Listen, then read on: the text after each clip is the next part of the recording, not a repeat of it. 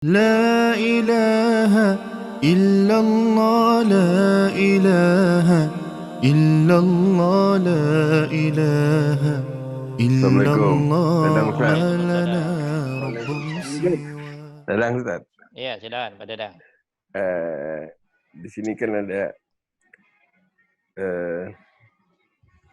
walaqad zara'na li jahannama katsiran minal jinna wal insi. Dia jin dan kalangan jin dan manusia.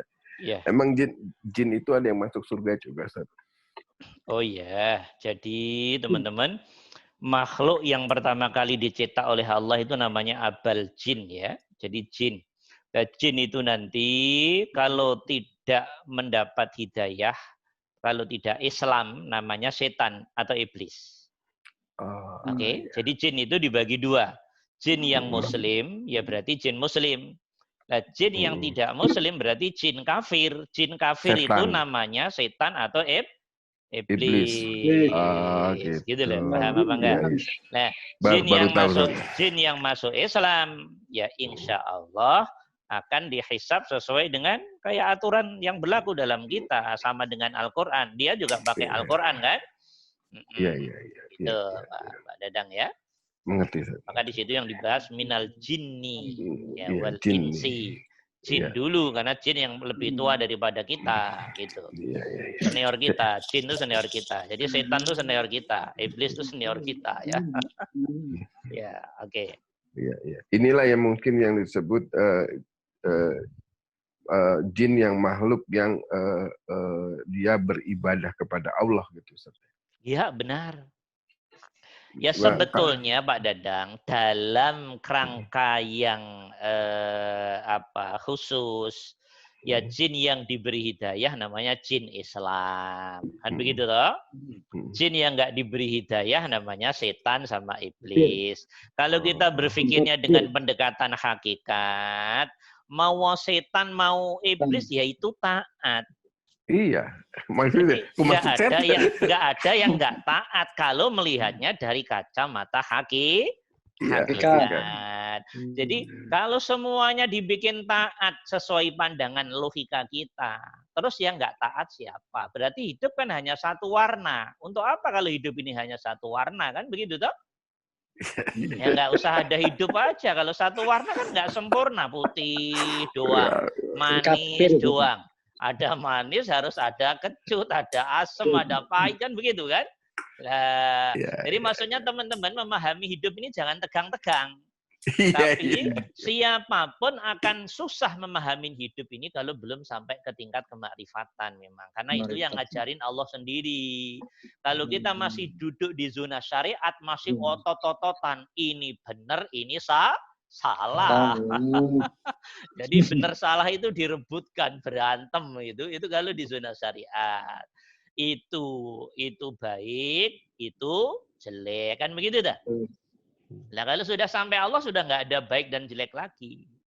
Kalau sudah sampai Allah sudah nggak ada baik dan jelek lagi. Bahasa baik dan jelek itu kan bahasa dalam perjalanan menuju ke puncak gunung dah. Puncaknya Allah.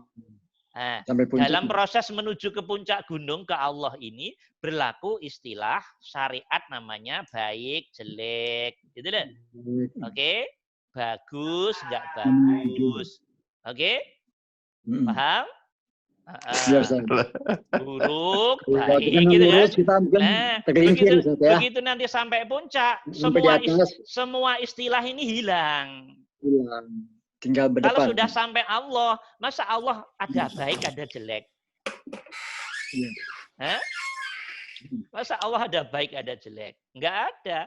Karena Allah itu adalah mutlak. Allah pengen ini baik, ini enggak baik, itu penilaian dirimu dah. Itu penilaian dirimu. Penilaiannya Allah, ya terserah gue toh.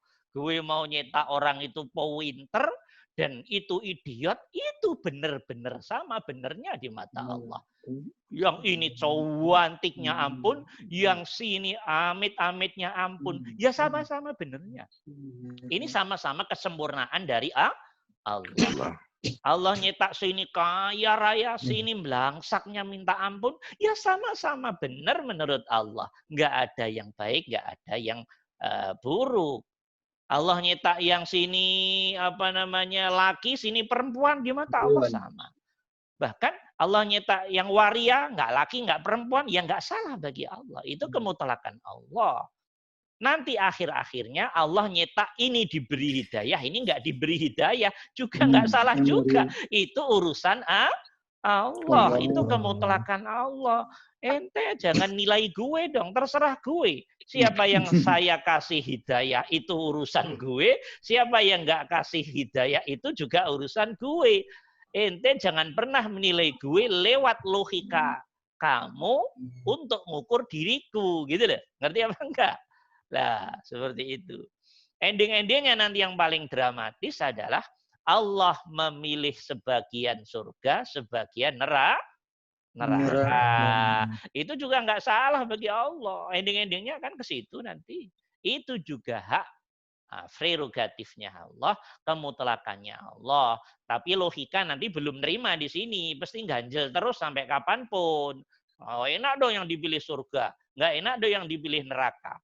Nah, karena kefahaman surga dan neraka ini antara ahli ma'rifah dengan ahli umumnya orang, yaitu orang yang masih zona syariat doang, berbeda. Nah, nanti teman-teman akan satu saat akan kita kasih kajian yang jauh lebih tinggi, sehingga akan bisa menerima ini bukan dari logika kepala, atau bukan dari informasi tek-tek Quran dan hadis doang, tapi benar-benar dikasih tahu pengalaman rasa oleh Allah lewat ilmu lakunya nanti. Kalau masih literatur Quran, literatur hadis, literatur buku-buku, cerita-cerita doang, belum. Itu gambaran surga dan neraka dalam konteks tekstual tek itu. Ya, itu masih katanya-katanya itu, belum ngerasain sendiri.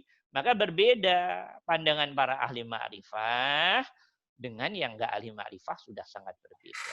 Dan berbedanya ini juga wajar. Nah, orang yang udah diberi sama belum diberi ya pasti berbeda lah, ya. Nah, begitu ya, bisa diterima insyaallah. Ya, itu kalau melihat Allah ya harus selalu sempurna, selalu bersih, selalu ini seperti itu. Termasuk melihat jin dan setan tadi. Jadi kalau dilihat kacamata syariat, setan posisinya seperti itu, ya itu ketaatannya setannya seperti itu. Ketaatan setan kepada Allah itu. Itu yang nyeting semua Allah, yang nyuruh Allah. Kan ini menjadi begini. Itu yang iradah, yang berkudrah ya Allah sendiri. Setan yang nggak pernah ya Allah saya nanti pengen jadi pemain begini ya. Enggak. Itu Allah sendiri yang mau dan Allah sendiri yang merencanakan, Allah sendiri yang melakukan, Allah sendiri yang menceritakan. Nah, gitu lah. Setan sendiri sama kayak kita, nggak tahu. Tahu-tahu laki-laki, tahu-tahu lahir perempuan, tahu-tahu lahir pinter, tahu-tahu lahir nggak pinter, tahu-tahu lahir bahkan ada yang idiot, tahu-tahu lahir ganteng, tahu-tahu lahir nggak ganteng, cantik nggak cantik, tahu-tahu lahir jadi anaknya Pak Camat, tahu-tahu lahir jadi anaknya orang supir bajai, kan sama nggak ngertinya semua tak. Setan juga sama kayak kita posisinya. Jadi semuanya hakikatnya permainan Allah saja, teman-teman. Cuman diri ini kita semua ini. Kalau belum sampai puncaknya, ini masih akan bingung terus ini. Karena syariat belum mampu memberi info itu. Gitu loh ceritanya itu. Jadi Rasul mulai nggak bingung setelah Isra Mi'raj. Jadi teman-teman kalau mau nggak bingung harus Isra Mi'raj dulu. Iya, Isra Mi'rajnya lewat zikir sirri itu nanti. Kalau zikir sirrinya sudah bisa jebol ainul basirah, hakul basirah, teman-teman di situ keraguan tentang agama sudah hilang semua selama ini. Selama ini tuh sudah hilang semua. Karena sudah mendapat pengalaman langsung, sudah mendapat info langsung, pengajaran langsung dari Allah Subhanahu wa taala dengan terbukanya hakul basirah ya, pintu kemarifatan tadi. Gitu ya, teman-teman. Ya kalau masih di syariat pasti ya setan itu dibenci, setan itu didudukkan rendah. Ya begitu ya, memang potongan kita kalau kita masih duduk di zona pengetahuan syariat pasti mendudukkan hati dan pikiran seperti itu. Nah, hati yang masih berpandangan kepada setan seperti itu pertanda dirimu belum kenal Allah. Ngerti enggak? Jadi dirimu itu baca setan itu sendiri, jin sendiri, iblis sendiri, malaikat sendiri, tiap hewan sendiri, tiap tumbuhan sendiri, semua berdiri sendiri. Lah, itu loh namanya hati yang masih buta. Belum total. Mata hati yang masih buta, telinga hati yang masih tuli, mulut hati yang masih bisu. Jadi agama sejatinya belum menemukan jawaban di dirimu. Di diri orang yang belum merasakan babul musyahadah itu terbukanya pintu kemakrifatan nanti. Kalau udah terbuka nanti nggak akan ada itu lagi. Itu proses. Ya alami aja proses teman-teman. Saya dulu juga ngalamin begitu, sama saja. Ya, nggak ada masalah. Nanti akan dijawab sendiri oleh Allah. Beginilah, beginilah, beginilah gitu. Jadi ngerti. Oh, Allah ya Allah. Ternyata semuanya engkau juga ya Allah. Nah, begitu. Tapi ini kalau didiskusikan ketika kita belum sampai, ya pasti namanya diskusi mesti berantem, menang-menang. Ya memang harus begitu. Perjalanannya harus dibuat seperti itu. Ya gitu loh. Jadi Allah semacam apa ya, buat teka-teki gitu loh. Jadi teka-teki terus dibuat teka-teki itu sampai puncaknya baru teka-teki itu nanti hilang. Nah gitu. Kalau masih Quran, hadis kan masih teka-teki, wong dia informasi teks kan. Ya, kata ustadz, saya ulama, alim, buku ini teka-teki semua masih karena kan belum merasakan langsung. Nah kalau sudah merasakan langsung, insya Allah nggak akan terjadi seperti itu. Gitu ya Pak Dadang ya, bisa dimengerti? Illallah la ilaha illallah la ilaha